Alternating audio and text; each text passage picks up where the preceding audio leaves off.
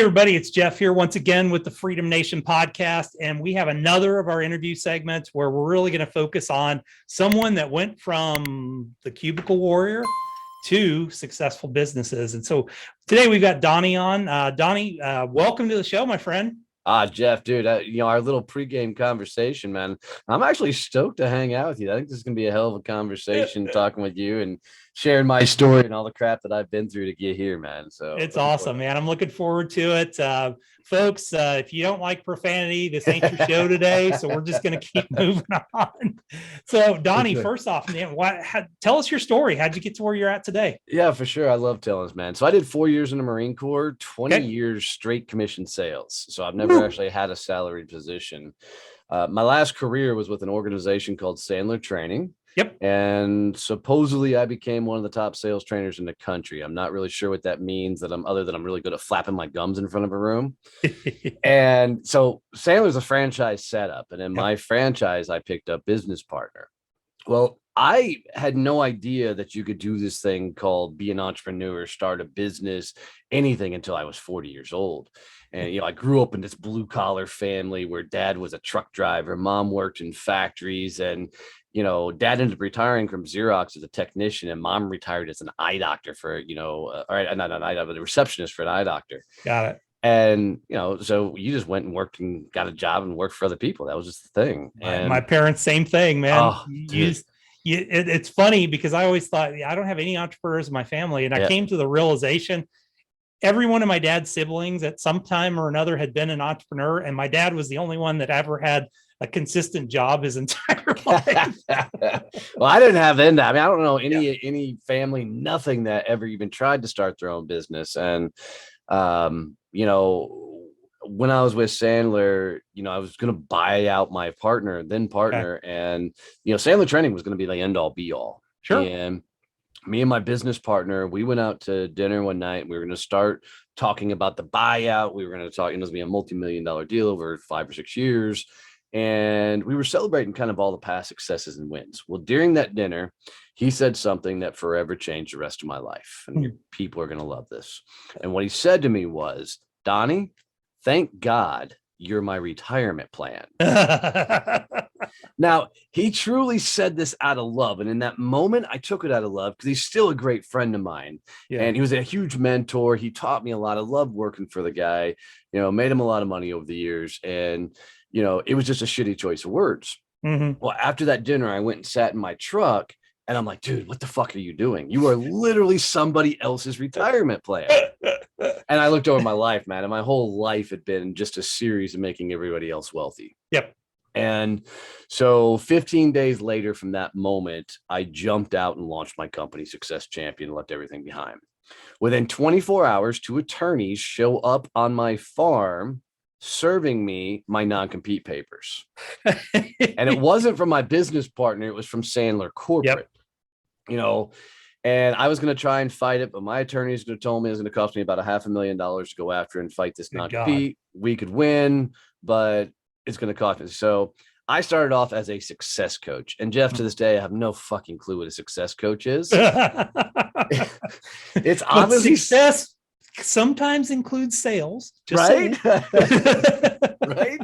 That would have been a better spin than the shit that I came up with. But I really feel like I was just some sort of business whore that just said yes to anything that popped up, man. I was doing graphic designs, video work, some half-ass coaching, and I was throwing a lot of money at different things, trying to figure out how to build this business. Well, unfortunately, 6 months into it, I stood on the back porch of my farm, looked my wife dead in the face, and said, babe, we're about to lose everything we own.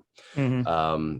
And what I realized is growing up, man, I never saw the CEOs of the companies I worked for. Nope. The only time I saw them was if I brought in a multi-million-dollar account or we were losing a multi-million-dollar account, right? And so I was doing what I thought a CEO did, which was behind the scenes, creating crap, operational bullshit, not doing the things that I'm actually good at. So the only thing my wife told me in that moment was get off your ass and go sell something. And so I started trying to figure out how to sell, and I really put my nose to the grindstone. I still didn't fully understand what I was selling, but I found podcasting in May of 2018 and I launched my first show. Okay. 5 months later, that show became number 22 in the world. And now I was sitting next to the guys I was listening to, the Tim Ferrisses, Gary V's, Tony Robbins, and all them lights. And then in September of 2018, my non-compete came up, and I had all this momentum of podcasting, and now I could talk about sales. Flash forward to where we are now, and I operate 3 companies, have a global brand, 2 of the top podcasts in the world, and now 5 best-selling books, and a partridge in a pear tree. Fantastic, man. That is a success story beyond success stories. It's been a hell of a journey, man. What people don't understand is, yes, you got that podcast it takes a lot of work. Yes. To get it there. I always loved JLD, when he with his podcast, somebody asked him, well, how do you make a successful podcast? And he goes, well, I got up every day and did 2,000 podcasts in a row. Right. Just be consistent and get it done. So. Yep, that's it. That's awesome. So tell us a little bit about the company, the different companies that you have today. So the biggest the fastest growing company we have right now was a complete fluke. Okay. When I was selling commercial printing prior to doing Sandler training, and then in Sandler training, I found networking, and I did all of the networking under the sun, but most of the networking that I was doing couldn't get me to the level of clientele I need to get to. So like the organizations like a BNI or a chamber and the likes, you just weren't going to run into $250,000 deals. Sure. So while I was doing those companies, I created a bunch of my own networking groups. But networking was always a secondary tool for me because I could sell. And so when I launched the company, I said, I'm leaving the networking stuff behind me. I'm never going to do that stuff again, because I really felt like I could go get on stages and the likes, and that was going to be how I was going to make all the money. Problem was, nobody knew who the hell I was. When I first started, it's really hard to get on stages when nobody knows who the hell you are. And so in April of 20, I had rented out a convention center here in Fort Worth, Texas, and we were doing the inaugural Badass Business Summit. I had like 20 some odd speakers flying in from around the world, sold out the venue, and we just had a kick-ass event planned. Well, I was sitting in the convention center when the mayor of the city called and said, if anybody shows up for your event, we'll arrest everybody on site. Awesome. Yeah, COVID. So, I knew we were going to be all right at that moment because everything we had built was online. So we had made that transition, but it was 2.5 years to build a comfortable, successful online business. I mean, it's a lot of damn work. Oh, yeah. And as I was driving home that day, I pulled my team up on Zoom. Of course, I'm driving and doing Zoom at the same time because that's fucking safe. Yeah. And I tell them, like, Fort Worth, dude. I mean, right. It's like the Dukes of Hazzard, but yeah, it's a little less complicated than the Dukes of Hazzard. But yeah. So I tell the team, I'm like, guys, we've got to help companies out because they're going to have no idea how to do business online, and they don't have the runway we had to actually make it successful. So like you do when you run a business, 3:30 in the morning, I bolted out of bed and went, crap, I'm going to launch networking groups. And I didn't really want to do it because anybody who teaches networking is different, usually somebody who's broke as shit and doesn't know how to sell. Yeah. Right. So now they're going to teach you how to network. Come on, it's networking. Go out, fucking meet people, shake hands, exchange business cards, set up meetings. It's simple, right? Yeah. And so I didn't want to be in that world. Well, I was telling my wife over breakfast that next morning, I'm like, babe, I really don't want to launch networking groups. It's not what I want any of my businesses to be about. Because I can sell. I don't want to be associated with those people. And she looked at me, she goes, you realize you're a fucking idiot, right? I'm like, how am I an idiot? And she goes, why don't you become the guy that fixes what everybody hates about networking and change how the world networks? I went, son of a bitch. And 7 days later, we launched our first chapter of Success Champions Networking. That's awesome. And now it's the fastest growing networking organization on the planet. We're in 3 countries, fixing to launch in Belfast, Ireland, London, Spain, potentially India. I mean, Singapore's on the map now. Nice. It's great, but we literally just fix what everybody hates about networking. Love it. Fantastic. So you do that. You've got the podcasts. So what you say you do a couple different ones, right? So the first show I ever launched was a podcast called Success Champions. And Mhm. I love telling people this. I haven't produced an episode on that in 10 months. Yeah. And because it just wasn't feeding the message, or that wasn't feeding the businesses like we needed to feed, Mhm. that show still gets 50,000 some odd downloads a month. And we haven't produced an episode for it, but it's because we work so hard to build that audience up and the following that people are still consuming 200 some odd shows. Sure. And the second show we launched in March of last year. We're getting ready to hit our 100th episode, Okay. and it's a top 200 podcast in 14 countries right now. Nice. And it continues to grow. And people always ask me, how the hell did you build the shows that big? And the only thing I can tell people is I became a fucking walking billboard. Yeah. And if I got your ear for 2 seconds, you knew I had a podcast. Yeah. And odds are I was grabbing your phone and subscribing you to the show. That is awesome. That is fantastic. Haven't tried that technique yet, but I think dude, I'll show you a couple of fun, legitimate, scammy ways to build a really cool following, people that are just into you, your message, and what you do. that is awesome. That is fantastic. So you've got a book coming up, or I know you've got several books out, but you got one coming up now, right? Right. And since I've been able to talk the way I talk, we just launched this book. It's called Fuck to Focus. You can get it on Amazon, Audible, Kindle, everywhere you can get books. And I wrote the book because as I was launching the business, man, it sure felt like everybody was saying that, start a business. It's going to be easy. Anybody can get to freedom, And so I bought into that philosophy, kind of hook, line, and sinker, that, I should start a business. It's going to be easy. And I really thought it was going to. And I'm going to tell you, I spent 4 years in the Marine Corps, 20 years in straight commission sales, and nothing has been harder than building a business. Yeah. And as I was going through it, I really thought I was the only one fucking up. I thought, nobody can know how bad business really is. And so I was kind of making myself an island. And on a whim, I created a Facebook group because I had no entrepreneurs in my life. I had no business owners in my life. So I created a Facebook group just to bring people together that I hopefully could talk business with without the, hey, just go get a job speech, or, and those type of things. And so as I brought the group together, and I really thought it was going to be more of a kind of a pure group type thing, I started sharing some of my screw ups in lieu of trying to get advice. But people started asking me questions because I was sharing my screw ups. And I'm like, wait, they're asking me for advice and I'm telling them what I'm screwing up, and that kept happening. And so what I started realizing is everybody was screwing this shit up and nobody was getting it right. So I just kept sharing, my screw ups and everything I was doing wrong and some of the things I was figuring out, and more people kept coming. So as we finally found great success with the companies and had everything that we've built, I finally said, all right, look, I'm going to write a book that's going to share the dark, ugly side of building a business, but it's going to teach them all the things that they can do to not make it easier. I don't want to make it easier because it's the hard things you got to go through that really build your business, but allows you to get the structure so you can grow and scale your business.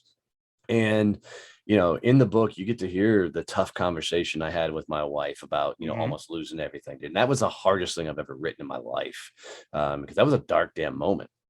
And, the book you can read it within less than 2 hours. You can listen to it for less than 2 hours. It's written that you can just grab a chapter and read that chapter if that's the area you're struggling with your business, or you can use it as a, kind of a guidebook to the whole thing. And I got several calls to action that you can reach out to me and say, hey, I need help with this, but you can read the book and do it all yourself. Sure. And, there's no fluff, and people say that kind of stuff all the time, but I challenge people to just go read the reviews, because it's 83 pages all in and how to build, basically the business freedom. So it took me about 3 months to write it all. Okay. And I've just been thrilled and stoked with how well it's actually taken off. And that's awesome. It's an international bestseller in United States, Canada, and the UK. and just continues to go, which is really fun to watch. That is awesome. That is awesome.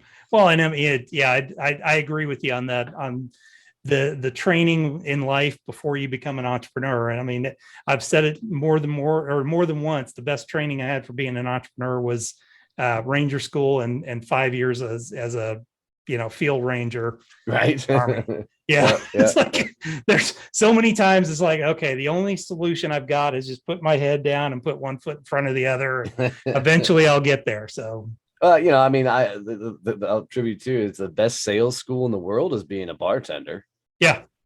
I mean, you get to handle people at their best and worst and in the same night, so it's the best training ground in the world just for dealing with people. That's awesome. That's awesome. So what's new after the book? So horizon. We've got the Badass Business Summit coming up September 22nd through the 24th here in Fort Worth, Texas. We've got 17 speakers coming in. We've rented out the entire hotel. So everybody at the hotel will be attending the summit. Nice. And it's in our conferences, people always say are the best in the world, and mainly because the speakers aren't untouchable. They'll be sitting in the crowd, with you right alongside. We are known for giving speakers their first shot. So some of these speakers are some of the biggest names in the game.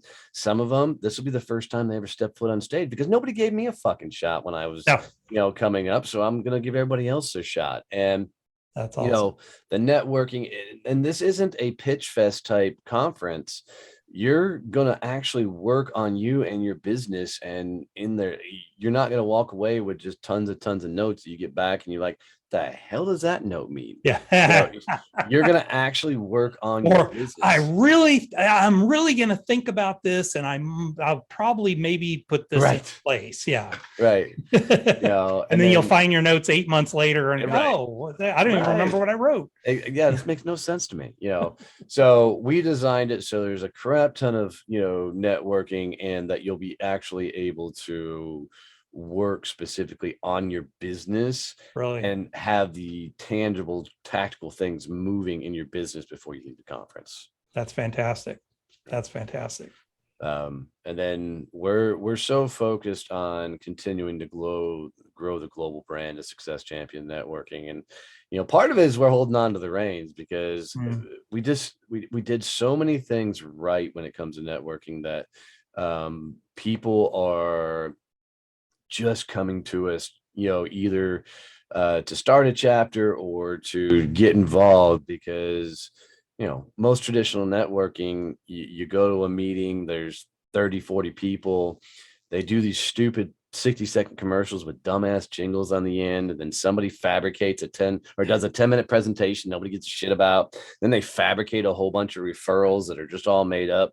And that style of networking hasn't changed since the 80s. And so we just came in and kicked it up a notch. And man, you walk into one of our groups and you're going to be introduced to people quickly, and we're going to open doors fast because we just believe that, if I can get you to the exact person you need to get to, that's going to open up a shit ton of doors for you. Universe is going to take care of my ass. This isn't no giver's game bullshit. We're going to make sure it happens. And Canada is growing extremely fast for us right now, which is really fun to hold on to. And we just, when you truly pour into people, freaking the universe just takes care of you. And I always call it the karma bank. You just keep making deposits into the karma bank, and eventually you get to take something out. 100%.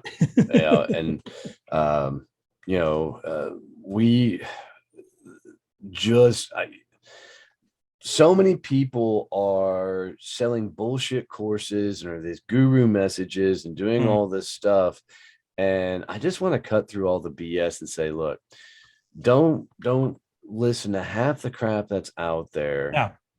If there is a Lamborghini in the commercial, okay. Yeah. I can go rent a Lamborghini and take a picture in front of it. Right. But, I'm going to tell everybody I'm very successful at what I do. I drive a 12-year-old Ford F-150 pickup, and I'm totally happy with it. Right? I just like the fact you drive a pickup truck, but dude, I'm in Austin, man. I mean, it's you are way not weird enough to be in Austin. I'm just gonna say that out loud. I'm in Cedar Park, so I'm just to the north of Austin. So I don't. I mean, because you need like pink hair or something at this point, to be in Austin. But I came from Fort Worth, so we're good, man. We're brothers. All right, good. I like it. Yeah, the most successful people in the world, you truly wouldn't know. Nope. And we used to joke about it when I worked at a branch for one of the largest financial services companies. We would occasionally cover, the financial advisors would cover for the front office staff for lunches and things like that. And we would joke, you'd see the lady wheel up in the Mercedes with all the jewelry on. It's like, IRA withdrawal right there. And then you saw the old dude come wheeling up in a beat up old pickup truck, and he was walking in with like a $2 million check. Right. So that was the big joke we always had. I know I was buying a truck one time, and I'm sitting in a dealership and sitting with the sales guy who happened to be a buddy of mine. And it was so funny watching the sales guys nitpick of who they were going out on the lot on. They're like, dude's coming in this jacked up 4x4 truck with super mud swampers tires. All the salespeople will like dive under their desk, right? They're like, I'm not going out there. That guy's so upside down. Or you see the dude coming in with all the bling, they're all running, a lot, because they're like, the dude's broke, but he's going to spend a crap ton of money he doesn't have. He's going to buy something he can't ever afford. Yeah. It's just going to be a rolling lease forever. For sure. That's awesome. All right, man. Well, you ready for the fast 5 questions? Let's do it. All right. So you wake up in the morning, business is totally gone. You got $500 in your pocket, laptop, computer, place to live, food and clothing. What are you going to do first? Build a community. I'm going to find a very specific topic that I can get passionate about. And for me, it's usually going to be something mindset along those lines. And I'm going to launch a podcast that does nothing but builds a private community in an offsite site of people that are into this message, and then start listening to them to what's the business I build from those. And I can do all of that for less than $50 and have it up and rocking. Yeah. That's the beauty of it. Yeah. Just get and I'm going to probably take the other $450 and just go have a great dinner. That's awesome. All right. What's the biggest business mistake that you've ever made? Well, thinking it was going to be easy. Is for building a job instead of a company. Yeah. Most people don't understand that once you transition from being an employee to now building a business, that you actually have to evolve as a person and start thinking like a CEO. Because if you think like you thought you did as you were, being an employee and try and run a business, you're going to create a shitty job and not build a company. Yeah. Yeah. And you're never going to get out of that. You're the only one, even if you hire people. Yep. Basically the whole company is revolved around you. And I've been there, done that. Sure. More than once been there, done that. I'm not the brightest bulb in the package, so it takes me a while. What's a good book that you would recommend? I had to stop reading because it so impacted my business. Okay. So for me to choose a book, I'm going to have to go back old school. And, just for a lot of people and given your audience, probably Jen Sincero's You're a Badass at Making Money. Okay. It was a good book for me as I was thinking about getting out of corporate America. That is fantastic. It's a good one. I haven't heard that one in a long time. So it's been a minute. I don't read hardly anymore. So yeah. You know what? There's another good book by Sean Crane, and I became a good buddy. I brought him up to the summit to speak, called A Prison of Your Own. Okay. Fascinating story about his 2,000 days in prison and how he found himself, and now the motherfucker is just a badass speaker on stage, killing it. He's love good, it, dude. Yeah, love it. And if you want to learn the show, I love those redemptions. Yeah, the redemption stories like that too, where it's like, I finally figured it out and got my life together. What's a good tool that you use in your business every day? I always use the example of like an Evernote. Oh, Entreport for us. Okay. Entreport is it started off as kind of an email automation system, but our entire company runs on it now. So there's nothing in our company that's not automated. And I will tell you, it's not something that an individual should just pick up and try and learn. You need to have somebody. So Kevin Snow, my chief operations officer, is just an expert in it. And he builds and handles and manages all that. Outside of that, I would, say circle.so. That's where we build our private communities on. Okay. So when I said, if you had $500, what would be the thing? I'd go start a circle community instantly. Okay. On topic and funnel everybody there. Okay. And create a private community for conversations and chats. That is brilliant. Brilliant. So you're not a big fan of the other social media channels, or? We started with Facebook, and we pulled off of Facebook. We're still there, just not using the group aspects really, because Facebook is changing everything over to paid groups. Yep. And so they're fixing to just wallop the hell out of the algorithm. But LinkedIn groups haven't worked in years. They've been dead. And I didn't want somebody to be in control of my content. So we're heavy on Facebook, and LinkedIn are probably our two biggest platforms. But as far as collectively gathering all of what we call our champions, it's all in Circle. Nice. That's fantastic. What's the best way for somebody to get a hold of you if they're interested in having a connection with you? Oh, dude, grab me on LinkedIn. It's the fastest way to get to me. I book 5 to 8 weeks out at this point, but I try and get it to my time to as many people as I possibly can, because I still go back to just not many people were giving me a shot. So no. I mean, and not a lot of people will help. No. And you got to have a heart of a champion and a heart of a helper. Yep. And the rest will come back to you later on. For sure.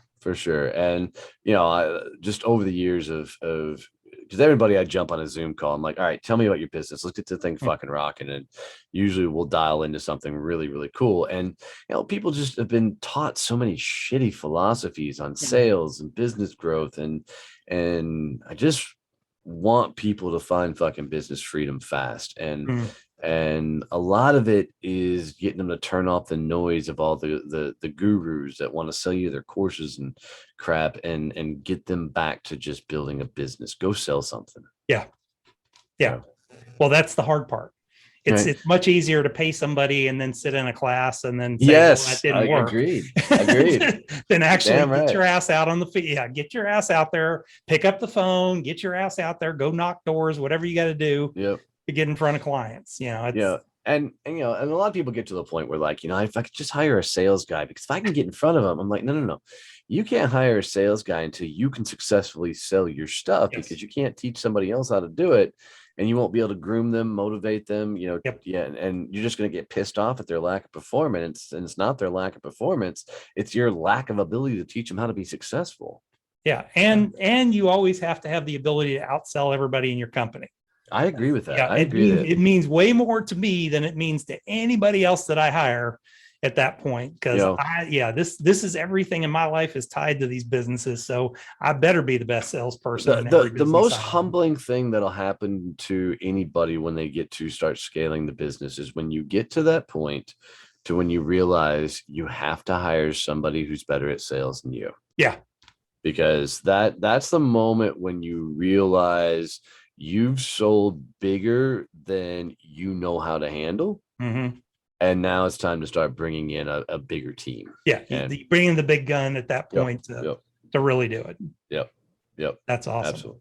Well, cool, brother. This was fantastic today. Great to get to know you. And folks, I mean, he's awesome. I would certainly recommend his podcast to you. Get on there and listen to it, because it's just great information and just fantastic stuff. And pick up the new book, because it is awesome. That'll be included in our show notes page so that y'all can find it. Once again, we're here every week. Oh, hey, before you cut me off, let me do you one quick dive in, brother. Guys, if you got any value out of this conversation with me and Jeff, man, this was a fun conversation, got dialed. If you got any value out of it, do Jeff the biggest favor and share this out with one other person that needs to hear his knowledge, his tips, his tricks. I can tell you, growing a show, one of the hardest things to do is growing your audience. So help him out by sharing this show with just one person that you think would get value from all the guests and the content he puts out every day. It'd mean a lot to him. Awesome. Thank you, Donnie, man. Absolutely. I appreciate it. Folks, we will see you back here next time, and y'all have a great day.